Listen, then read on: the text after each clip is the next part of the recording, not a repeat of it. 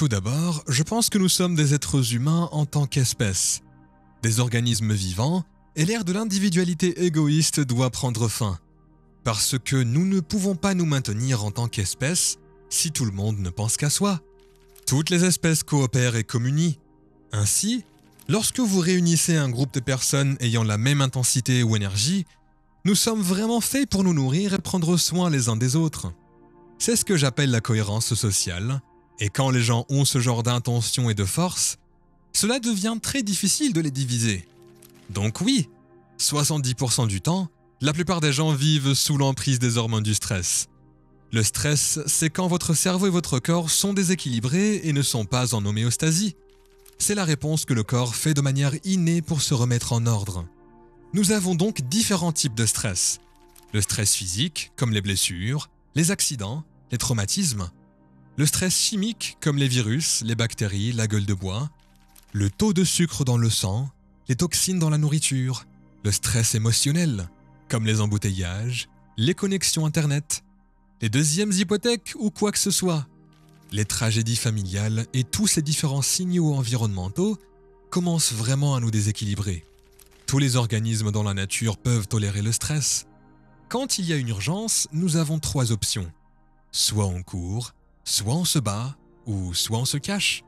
Ce système d'urgence de survie est conçu pour le court terme. Mais la plupart des gens qui subissent n'importe quel type de stress finissent par avoir un stress psychologique ou émotionnel.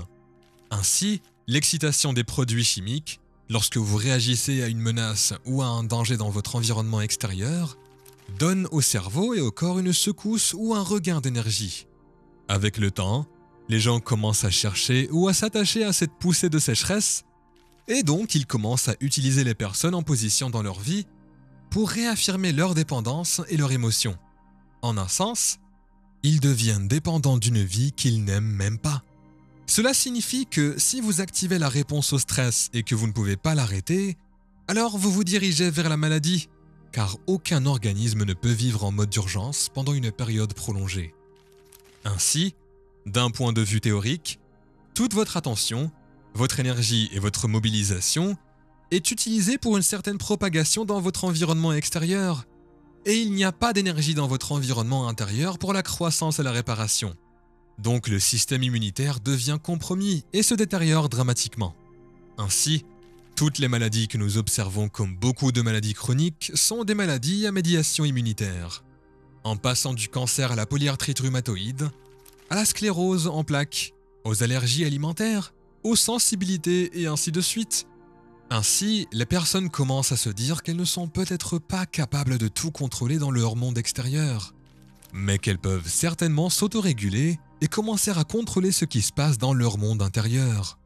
De la même manière, nous avons fait une expérience où nous avons pris un groupe de personnes et leur avons dit que nous allions leur faire échanger la colère, la peur, la frustration, le jugement, la haine, la tristesse, la douleur, la souffrance, la dépression, l'anxiété et peu importe, contre de la gratitude, de l'appréciation, de l'amour et de la joie d'exister. Nous leur avons donné l'occasion de travailler 10 minutes par jour, 2 ou 3 fois par jour, pendant 4 jours, et nous avons mesuré leur taux de cortisol. Quand ils ont commencé le processus, nous avons mesuré une substance chimique appelée immunoglobuline EGA. C'est la première défense contre les bactéries et les virus. C'est le vaccin naturel du corps contre la grippe. En fait, si vous lisez les recherches, c'est même mieux qu'un vaccin contre la grippe. Nous leur avons donc fait passer ces 4 jours et nous avons ensuite mesuré les changements qu'ils avaient subis, simplement en échangeant leurs états émotionnels à la fin des 4 jours, leur niveau de cortisol et de nourriture qui avait baissé d'environ 20%, et leur niveau d'ECG qui avait augmenté de 50%. Donc 50% de changement dans votre réponse auto-immune, juste en s'autorégulant avec une émotion élevée. La signature émotionnelle de la gratitude est intéressante, car la gratitude signifie que vous recevez quelque chose. Vous venez de recevoir quelque chose est en train de vous arriver ou quelque chose vous est déjà arrivé et cela vous fait du bien. Vous le ressentez, donc vous dites merci. Sa signature signifie que quelque chose s'est déjà produit. Donc si votre corps est l'esprit inconscient et que vous commencez à ressentir de la gratitude, alors vous allez ressentir que tous vos rêves, Toutes les choses que vous voulez sont déjà arrivées et vous allez moins bouger. Vous allez sortir de l'état de séparation et de manque. C'est cette signature qui dit « Je suis là et tu es là ». Si vous avez l'air différent de moi, ça va empirer et les hormones du stress, on en fait endosser le recensement. Nous devenons matérialistes et nous faisons l'expérience de plus de séparation.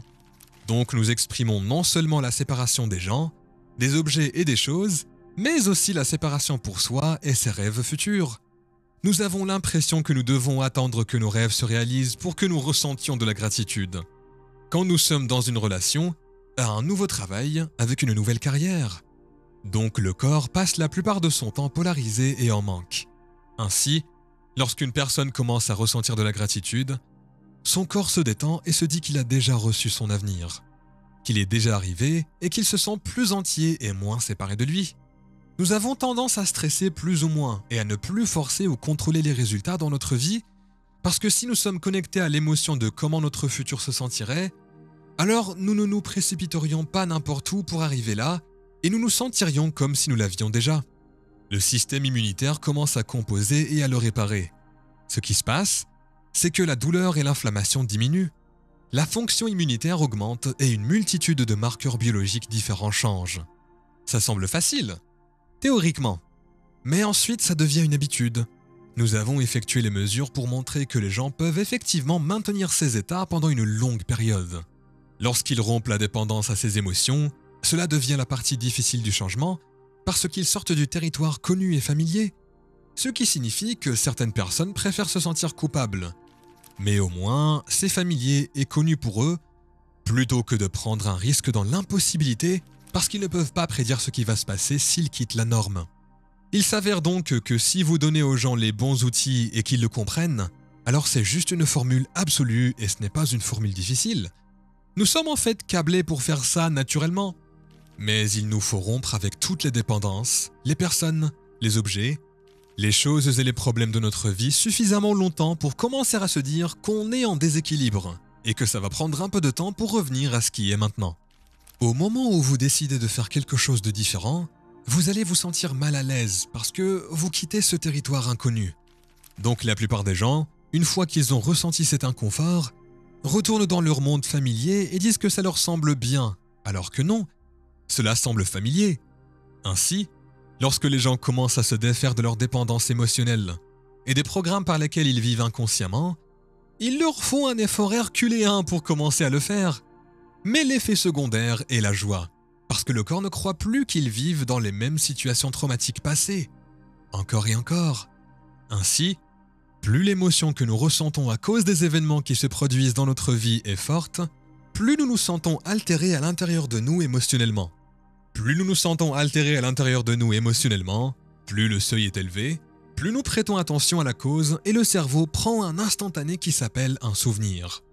Ainsi, les gens pensent neurologiquement à l'intérieur des expériences et ils sentent chimiquement les limites et les émotions. Comment ils pensent et se sentent définit leur état d'être. L'état d'être de la plupart des gens est dans le passé. Donc le corps croit qu'il vit dans la même expérience passée 24 heures par jour, 7 jours par semaine, 365 jours par an, parce qu'il ne fait pas la différence entre l'émotion de l'expérience réelle et l'émotion que nous vivons chaque jour. Donc il s'avère que lorsque vous échangez cela, tout d'un coup vous commencez à réguler certains gènes vers le bas, certains vers le haut, et vous commencez à voir un changement. Vous devez juste passer par cette période de sevrage, comme un toxicomane qui a été accro à l'héroïne ou à une substance. C'est cela qui est la dissonance et le désordre que nous voyons dans le cerveau et le cœur. Mais si une personne s'en tient à la formule, il y a une réorganisation. C'est ce qu'on appelle la guérison et elle peut se produire en un instant. Le voyage, c'est d'y parvenir. Je pense que ce qui se passe, c'est que pour de plus en plus de gens, l'ignorance est un choix, car nous sommes dans une ère d'information. Vous n'avez pas besoin d'un médecin, ni d'un prêtre, ni d'un rabbin, ni d'un gouverneur, ni d'un professeur pour obtenir des informations, car vous avez accès à l'information. La beauté de la chose, c'est que les gens reprennent leur pouvoir, et lorsque vous avez un changement dans l'information ou que vous comprenez l'information, vous avez un plus grand niveau de conscience et de conscience de la conscience, et vous pouvez avoir une conscience sans énergie. C'est donc un moment de l'histoire où il ne suffit pas de savoir. C'est un moment de l'histoire pour savoir comment, et les gens sont prêts à l'apprendre. C'est la chasse. C'est le 100e singe, et cela commence à se produire. Maintenant, tout le monde le voit arriver, et la croyance à ce sujet est renforcée. Nous n'avons plus besoin de compter sur tant de choses à l'extérieur de nous, car nous avons une substance exagérée pour changer ce que nous ressentons à l'intérieur de nous. Les gens commencent à apprendre à s'autoréguler et à le faire sans rien d'extérieur à eux. C'est une menace pour les entreprises pharmaceutiques qui ont un aimant fabuleux. Mais les médecins ne vous le disent pas, et vous êtes en première ligne depuis assez longtemps. C'est une menace pour les compagnies pharmaceutiques et pour le modèle médical. Mais tous ces modèles sont en train de s'effondrer à cause de l'information. C'est un bon moment pour être en vie.